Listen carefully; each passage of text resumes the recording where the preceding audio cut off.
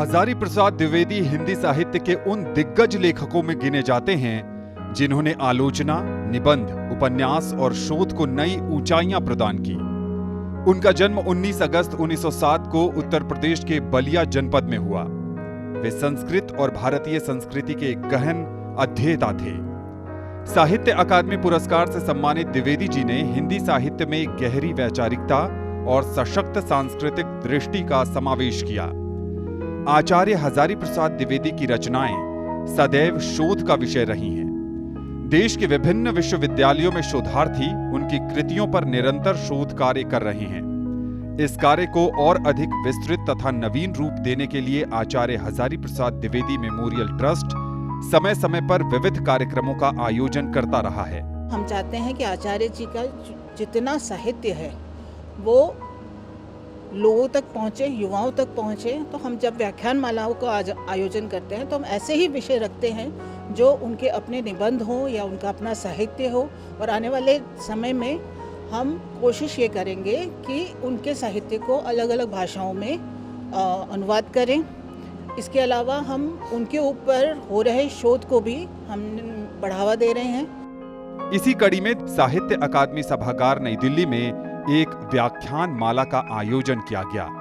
कार्यक्रम की अध्यक्षता राज्यसभा के उपसभापति हरिवंश ने की। कार्यक्रम का विषय था अशोक के फूल। अशोक के फूल हिंदी गद्य की श्रेष्ठ कृतियों में से एक मानी जाती है। अक्सर पंडित जी कोई बात करते हैं, अक्सर आप उनके लेखों में देखेंगे एक बात कहते हैं फिर उसके विरोधी बात करते हैं, अपनी बात करते हैं, फिर जो असहमति है उससे सहमत आप नहीं हो, जो उससे सहमत नहीं है वो बात करते हैं। जो असहमत है आपसे, जो आपका विरोधी है, उसकी दृष्टि से भी उस बात को देखना है। पंडित जी के व्यक्तित्व का और उनकी संस्कृति का एक बहुत बड़ा अंश ये था कि पंडित जी असहमति का बड़ा आदर करते थे। इस संग्रह के निबंध केवल साहित्यिक ही नहीं बल्कि सांस्कृतिक और दार्शनिक विमर्श भी प्रस्तुत करते हैं। इनमें कहीं ऐतिहासिक प्रसंग मिलते हैं तो कहीं सामाजिक जीवन की झलक, कहीं लोक परंपरा की सुगंध है तो कहीं भारतीयता का भाव। द्विवेदी जी के ही शब्दों में सारे मानव समाज को सुंदर बनाने की साधना का नाम ही साहित्य है।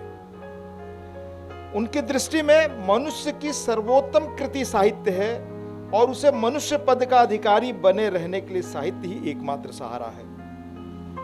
आगे वो कहते हैं कि जो जाति साहित्य के सर्वोत्तम रूप को समझ सकती है वह मनुष्यता के सर्वोत्तम रूप को समझ सकती है। इसलिए मनुष्यता के इस रूप को समझने, जानने और आज के इस भौतिक दुनिया में जो चुनौतियां हम सबके सामने उपस्थित हैं उनको समझने के लिए साहित्य से क्यों हमारा रागात्मक लगाव होना चाहिए।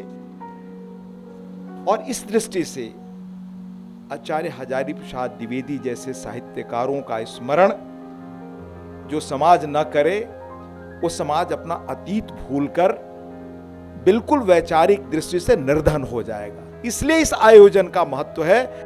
द्विवेदी जी ने इन निबंधों के माध्यम से ये स्पष्ट किया, भारत की सांस्कृतिक धारा केवल राजवंशों या युद्धों की गाथा नहीं है बल्कि उसमें भावनाएं, कल्पनाएं और मानवीय आकांक्षाएं भी प्रवाहित होती हैं।